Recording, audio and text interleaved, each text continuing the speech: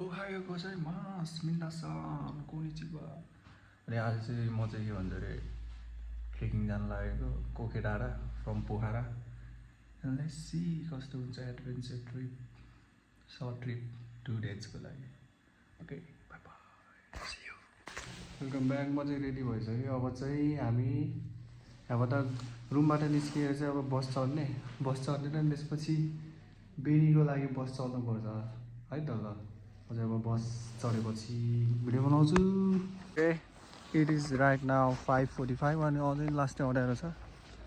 म चाहिँ त्यो बस स्टेसन भनौँ न बिन्दाबासनीसम्म गएर बस कुद्नु लागेको। अनि बस कुरेपछि देखाउँछु चढेपछि ल। ओके राइट नाउ अब चाहिँ बिन्दाबासनीको यहाँ स्टेसनमा पुग्यो। गाडी कुर्ने बस कति बेला आउँछ अनि त्यही बस चढेर जानुपर्छ। गाह्रो छ यार। Hello welcome back. अझै गाडी चढेको यार।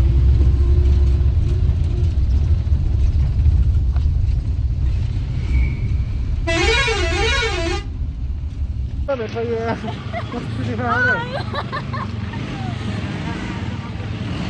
कस्तो देखायो यार। हामी बोल्नु जानु लागेको। अब ट्याक्सी गरेर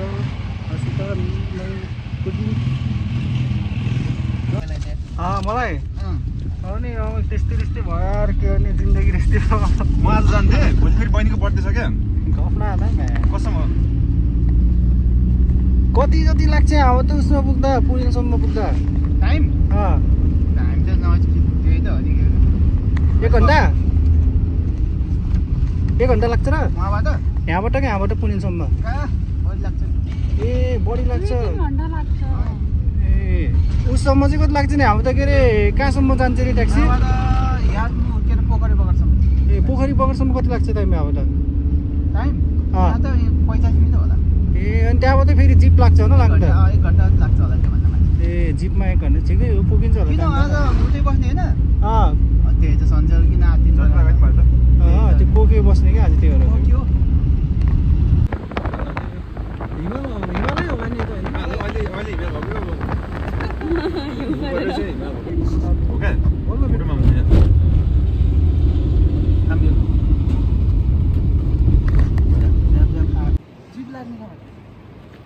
हामी चाहिँ पोखरी बगर पुगेको बल्ल यार।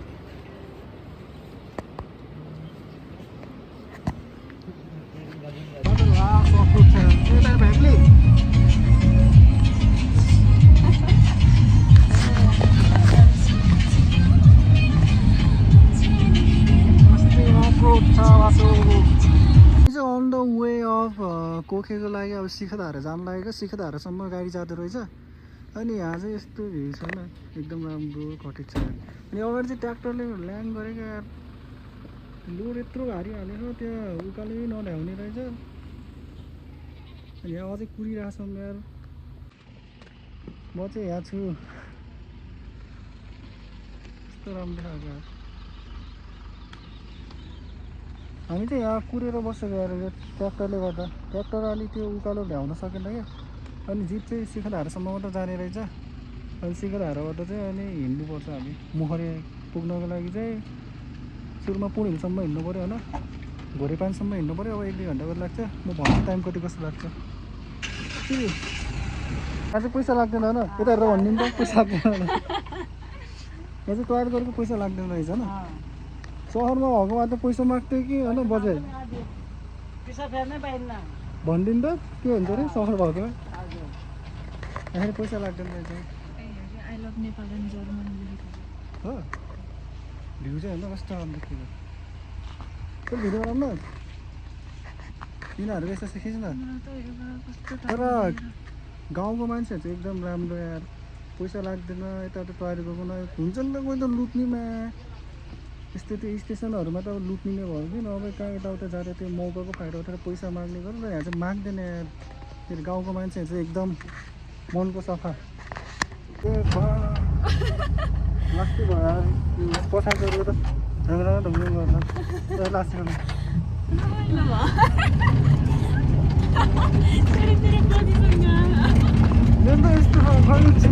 बाजे यो कुन गाउँ हो? कुन गाउँ हो यो चाहिँ? यो ठाउँको नाम के हो? घारा हो यो चाहिँ। सिखा पुग्दा कति लाग्छ यहाँबाट? शिखा पुग्दा कति लाग्छ अब त पुग्छ छिटै पुग्छ ए आधी घन्टा लाग्छ ए यो गाउँ चाहिँ घारा होइन ठाउँको नाम यो चाहिँ घारा पुग्यो बल्ल आधी घन्टा लाग्छ अरे घाराबाट अब सिकाउनु त यो जस्तो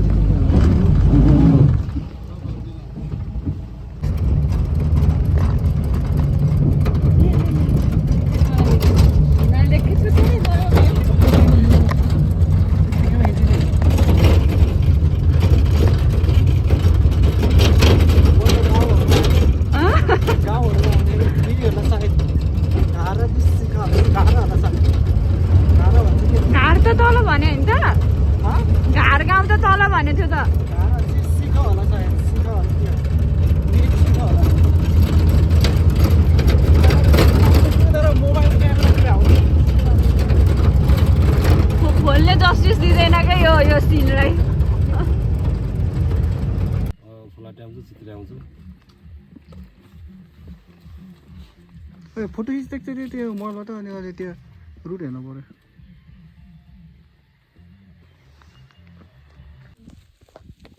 बाटो यस्तो कसो रहेछ स्लिपी लास्टै चिप्लो रहेछ अरे चिप्लिन्छ त ढुङ्गाहरू हाल्यो न र ढुङ्गाहरू हाल्यो हुन्छ ल अरू हल्का फुल्का कति सक्यो त्यति हालौँ न हामीले नि यो बाटोले गर्दा कस्तो धन्दै खस्दैन नि हातलाई कस्तो रहेछ कहाँ खस्छ नि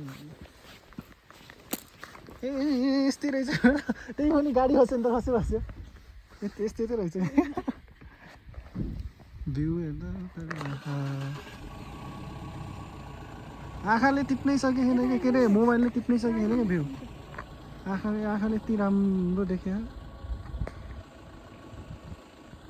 बाटो हेर्दा मात्र यस्तो छ तर कस्तो स्लिपी छ लास्टै हिउँ परेर यहाँ बाटो लास्टै चिप्लो छ क्या हेरौँ न गाडी त कस्तो स्लिपी हो लास्टै यस्तो चिप्लो बाटो त नि है सब हिउँ परेर यति बाटो मात्र कट्न सकेको छैन हामी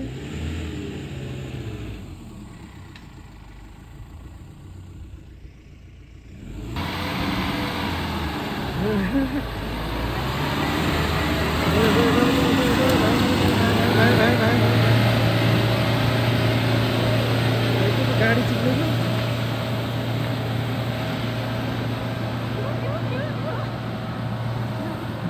कति गाह्रो भयो भने यति उस गर्दा नि ल ल अहिले ट्र्याक फाइनली कहाँ पुगेर कुन ठाउँ हामी अब पुनिल पुग्न हो न अब पुनिल पुग्न हाम्रो अझै 45 मिनट 1 घन्टा लाग्छ पुनिलबाट चाहिँ हामी चाहिँ मोहरे कोखे पुग्न चाहिँ 2 घन्टा चाहिँ लगभग अझै 3-4 घन्टा हिँड्नु पऱ्यो यताबाट चाहिँ हिमालको भ्यू एकदम राम्रो देखिन्छ तर मोबाइलले चाहिँ त्यति राम्रोसँग क्याप्चर गर्छ घाम्रो क्यामा त 14 किलोमिटर रहेछ नि हिँडेर गयो भने त यो वे चाहिँ घाम्रो केटाबाट रहेछ यताबाट हामी चाहिँ यहाँ अहिले के भन्छ अरे हिउँमा जुत्ता सब कालो भएको थियो सब ठिक भयो एकछिन है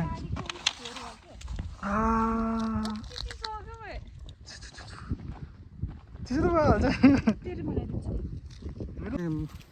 म्याप छ कि हामी चाहिँ वे टु पुनिल भनेपछि त्यो लालीगुराँस पार्क सार्क छ त हो त्यो क्या नि वे टुला खड्का खै कति स्लिपहरू हेर बाटोको चिप्लोहरू हिँड्ने गर्दा लोटलासै लोटलास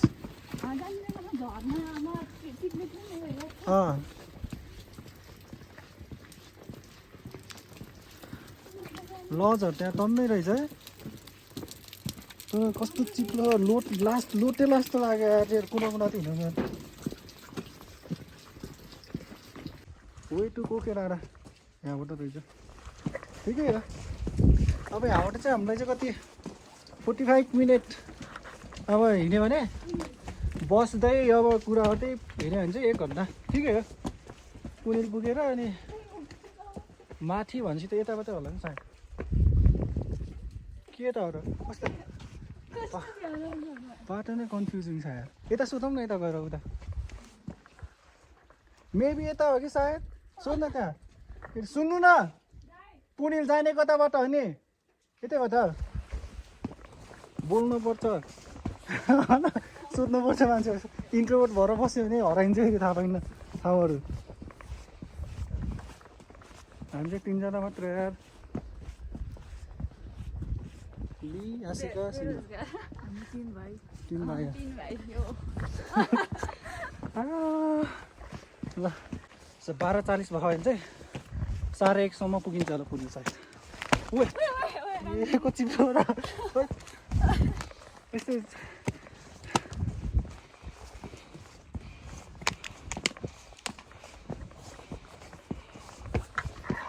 पछि बाहिर हिँडेर होला यार स्यासो पर्ने क्या यति भन्छ घर ट्रेकिङ आउँदैन हिउँ यसो अनि माथि उराल न दे बहिनी ल के हो यसो यसरी कहाँ यसरी छोडेर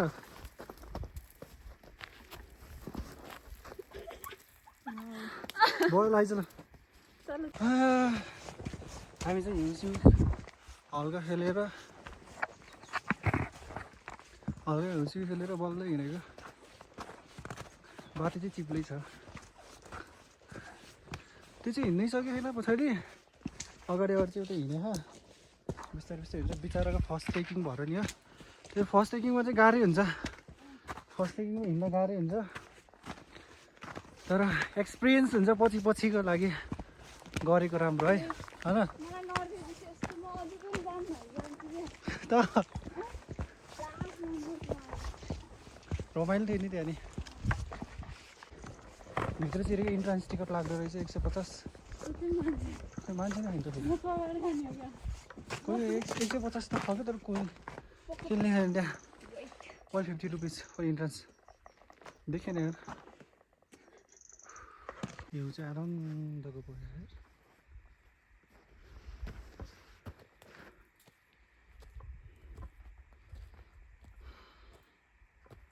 कस्तो राम्रो के यति त ठ्याक्कै हिँड्ने होला आइज सिधै त्यो हिँड्ने हान्देऊ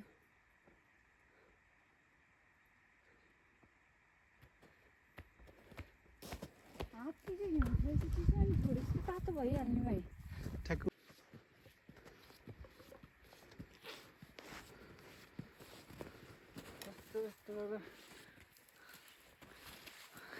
ठ्याक्कै भ्यूहरू देख्नु पर्ने क्या हो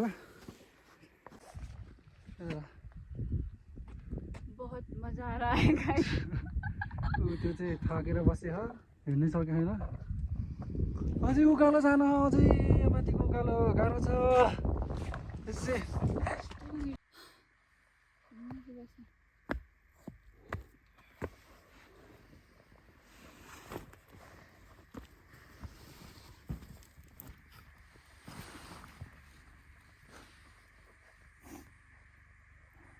अब फाइनली पुनिल पुगेको यार बस्दै हिँड्दै रेस्ट गर्दा 1 घन्टा 10 मिनट जति लाग्दो रहेछ नबसिकन सरासर हिँड्न सक्ने हो भने चाहिँ 45 मिनट्समा चाहिँ पुगिन्छ है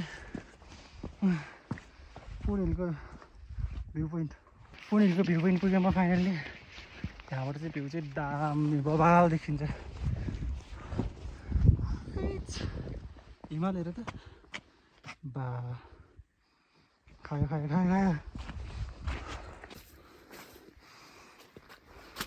फुल भ्यू देखिन्छ यो चाहिँ मेरो साउट नपुग्नु होला अनि यतापट्टि चाहिँ त्यो हिजुले हिँडेको थियो अनि उतापट्टि चाहिँ माछापुच्छीतिर होला सायद म चाहिँ फिक्स छैन त्यही पनि भ्यू चाहिँ आज चाहिँ दामी देखिएको ठ्याक्कै राइट टाइममा आएछौँ हामी चाहिँ यही हो